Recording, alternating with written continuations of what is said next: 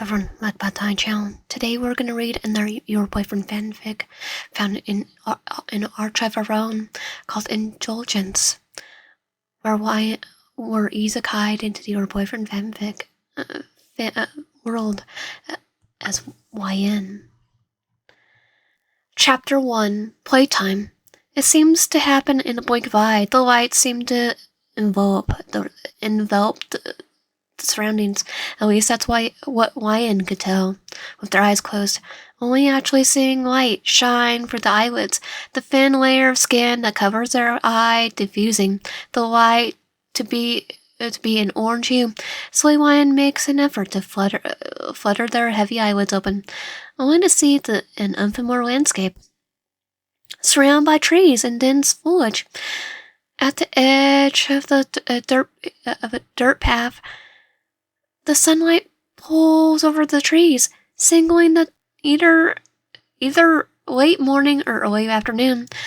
Looking down, they were sitting on a weathered picnic bench, already feeling their butt getting sore. How did YN possibly end up in this situation? How did they even get here? Where is here? Where were they before? What was before? The realization crept up on them. They don't remember anything. Well, they know their name YN is. Their name is YN, so that's something. Okay, panic. Well, panic won't help. Look around. Try to see if there's anything that could help. Well, there were no obvious hints.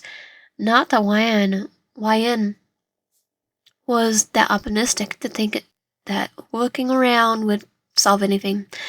They did learn that. What they at first thought was familiar landscape actually began to feel more familiar. But god darn it, they couldn't put a finger on it. At least until they felt someone sit next to them. Startled, they hastily distanced themselves and turned to the culprit.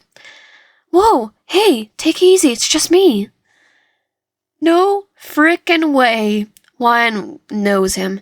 It's Peter. Wait! How is he here? Well, YN remembers nothing about themselves. They know Peter. He's a main love interest in Your Boyfriend. Before YN could continue to ponder this revelation, he spoke once more. You're a jumpy one, aren't ya? He shyly smiles as he scoots over, arcly closing the distance. YN grinned. Now YN seemed to remember the game. At least they know the first day content, or at least that's what they remember. Oh, they remember their affinity to Peter, probably just having a thing for yonders, cause the thought of a man being so sickly obsessed with you is kinda, yeah. So, are you waiting for a family member or a friend? It just seems kind of odd for you to be sitting here all alone like this, and so far away from the jogging track. This was a lot to process. Peter seemed to take YN's hesitation as uneasiness. He crosses his fingers between his legs and smiles warmly, as if to signal that he's responding to the uneasiness by saying he'll keep his hands to himself.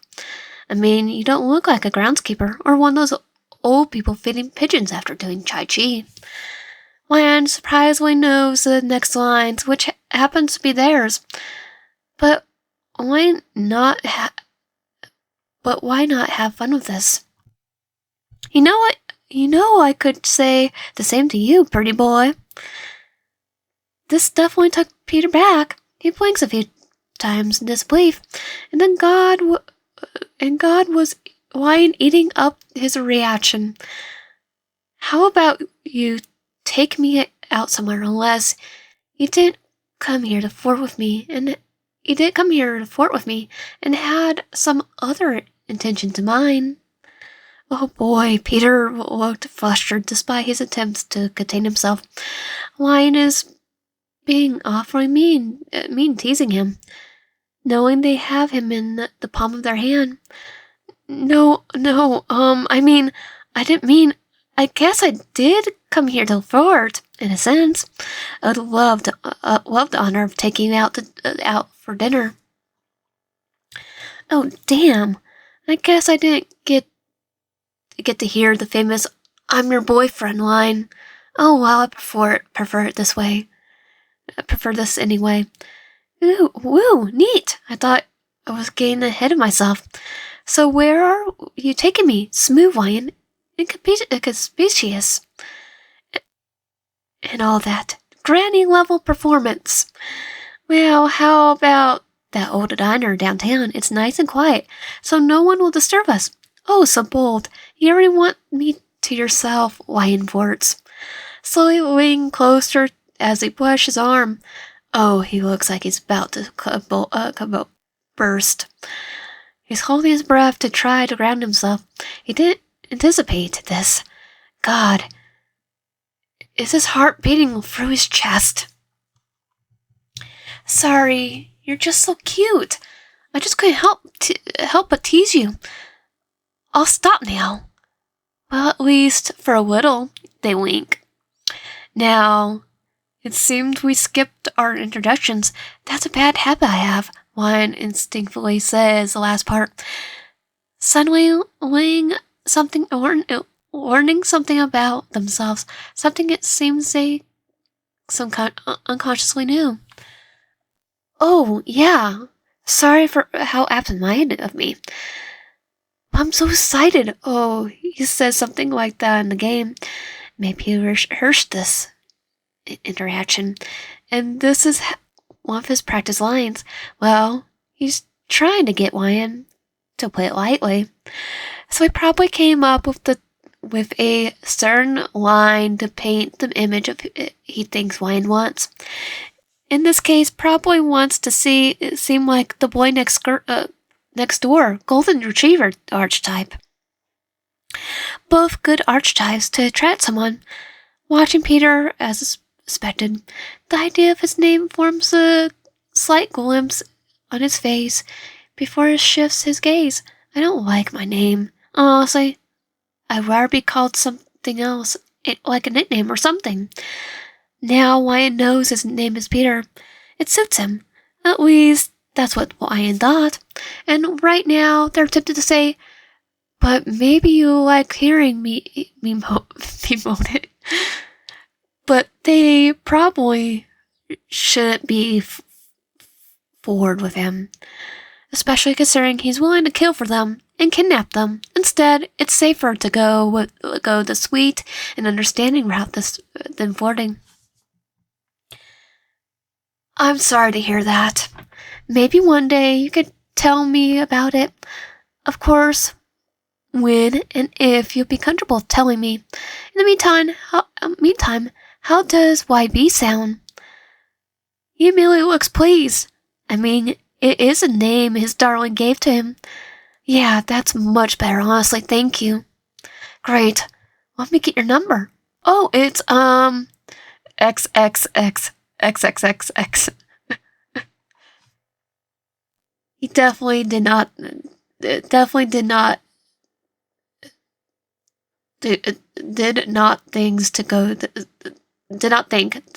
things would go this way, this well. Especially, well, Ryan slightly bask in his success. Ryan quickly grabs their phone and luckily they remember how to operate. Maybe they had a similar model previously. Okay, my name is Ryan, by the way. I'll just send a text. I guess I'll see you at 7 p.m.? Yes, great. See you then. And just like that, he scurries off, probably because he could barely contain himself. After all, his darling practically threw themselves at him. Oh, I got so distracted flirting that I forgot that I'm in a predicament. My whole matter's gotta be in my maps, right? To their surprise, they were right. 5345 Cardamom Avenue It was only 5:30 p.m. Home is a 7-minute walk away. Might as well head home and freshen up. Maybe later, familiarizing themselves with their situation. They're somehow in a video game. They're not bad at it. In fact, they enjoy themselves. I made no point thinking about it too hard.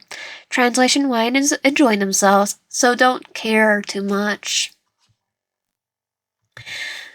They reach home before they nose, running in autopilot, on their thoughts rambling. Luckily, their phone seemed to be a golden mine of useful information, as they found their unit number in their notes. Entering the unit, they entered the living space, saying the kitchen is connected to the left of it. Taking off their shoes, they see that the room isn't anything to marvel at. In fact, it was quite boring and typical. In the living room, there's a small coffee table surrounded by a large sofa and 2 love seats.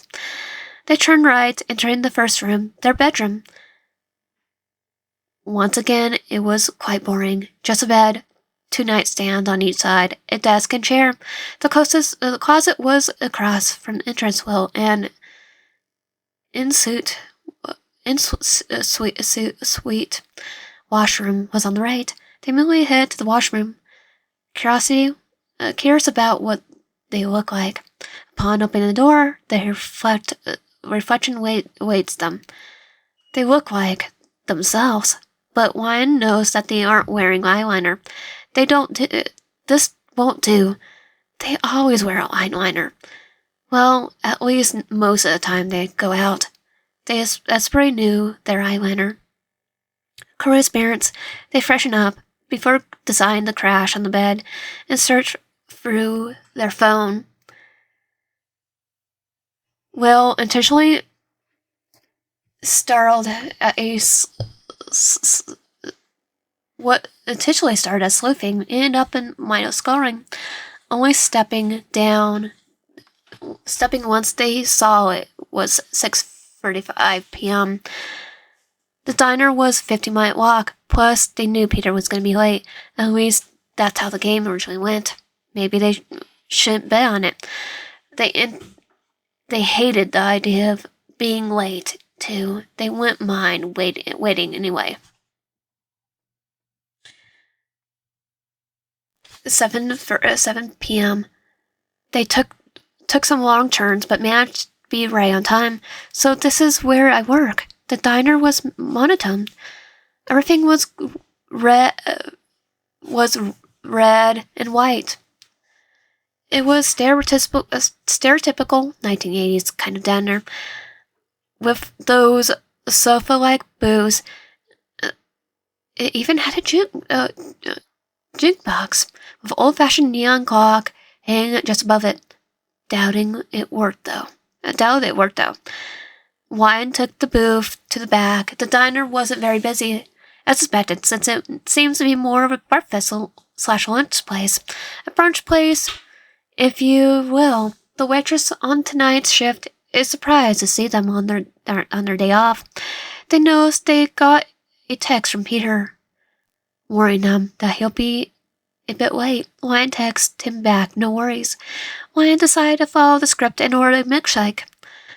They only had to wait a few minutes for it, slowly slipping at it while they wait for Peter. They scroll through the photos, nothing significant. Pictures of food, pretty scenery, pictures Electra. The most useful picture was a picture of this week's schedule. They have work tomorrow at 9 p.m. Damn, I'm tired. I was hoping I could get some extra sleep to digest. The diner's door suddenly burst open to reveal a very frantic YB. The door frame wasn't even tall enough for him.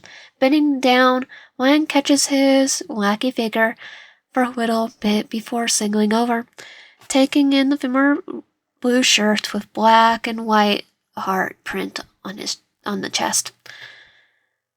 Upon seeing Wyan, leaf spreads across his face. Still winded, he hurries down the rows of booths and sits across from me. Looking at the neon clock, it read that it was only 7:05 p.m. Lion believes Peter was originally more than 5 minutes late, but couldn't be too sure. You kept me waiting, hon. Lion wasted no time to flirt. Well, they mentally promised themselves to be more mindful. They did only promise Peter that they would only stop flirting for a bit. I know. I'm sorry. I had to make a quick stop. Poor guy. Probably ran the whole way here. God, am I so tempted to play footsie with him? But no, I got cool it. At least for a little. Given a timid smile, he pulls out a long white box he was carrying, placing on the table and sliding it over to YN. Here, I brought it for you. Thinking about earlier today in the park, I did spook you a bit. Bless, I couldn't have you one-upping me with your flirting, darling. Oh, he's getting more bold. God, I could listen to him call me darling 1,000 times. Something about the older kind of pet names just felt more romantic. This is getting fun. Good to see him not forced to a script. Opening the box, Ryan saw two flesh and deep red roses. Its stems long, thorns meticulously removed, topped off with a simmering black silk ribbon to bind the roses together. Oh, they're lovely. Thank you so much, YB. This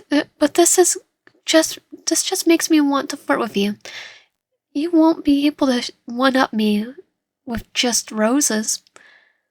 Who says? I only planned on getting roses, he clips back. God, this is a lot of fun. He's grinning ear to ear. He realizes how long he'd been locking eyes, reverting his eyes shyly, while YN began to graze their foot against his calf. Oh, uh-oh. So much for one-upping me, huh, YB? So, YB, what made you approach me in the park? YN blinked innocently, continuing to brush their foot against him. They hoped that the teasing would be distracting enough to make it hard to lie. They were curious at how much of what Peter says is a complete truth. Oh, well, I walk by. I catch glimpses of you through the window from time to time. I try to come in, but I get cold feet and just keep walking like a loser. He glances at the table. Shame washes over his face. YN couldn't happen but notice. Subtle difference in dialogue. He used to say how he walks by this place often, which YN knows isn't quite the true, since he lives 3 hours away. Also, he never clarifies that he meant the diner window, and YN knows he watches them from their apartment window. So maybe the teasing did make him tell more of the truth, but the simple size is too small to conclude. Lion reaches over to his hand, holding them reassuringly. You're not a loser, honestly. It's quite cute. This led to them staring into his eyes, more secretly calculating their next move, while also getting lost in each other's gaze, slowly getting enamored and distracted. YB was the one who breaks the silence. And are we having a moment or what? We could have more than just a moment if you play the cards right.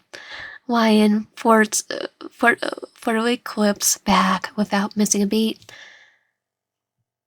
Brush spreads across his face as he slightly squeezes YN's hand.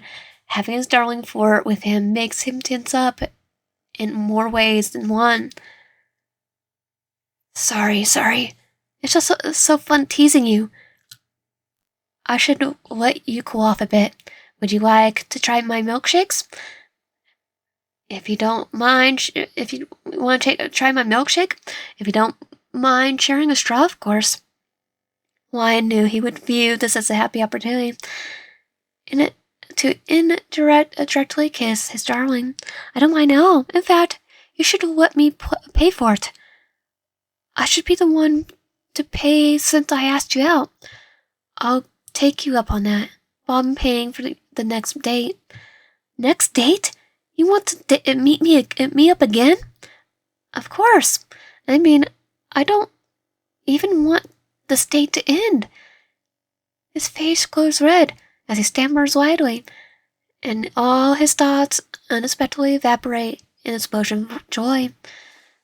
Wyan was eating up the sight of him, struggling to form a coherent thought, while also trying to contain his happiness. Wyan decided to throw him a lifeline. How about you pay for the milkshake, and I'm going to head to the washroom, and I'll meet you up in the front.